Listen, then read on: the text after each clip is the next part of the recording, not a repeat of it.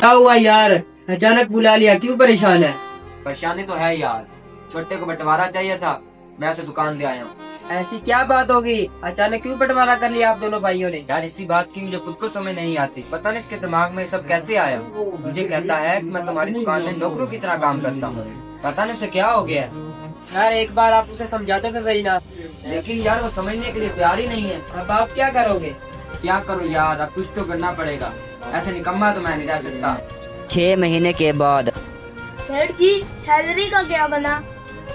क्या होना था? काम की बहुत अच्छा कर रहे हो, जो तुम्हें सैलरी चाहिए। हम तो काम कर रहे हैं सेठ जी, अब कस्टमर ना आए तो हम क्या करें? पहले क्यों आते थे? पहले भी तो यही दुकान थी ना। अब तो आपके बड़े भैया ने सब कुछ संभाला हुआ था। अच्छा, तुम्हें लगता है वो संभालते थे इसलिए कस्टमर आते थे?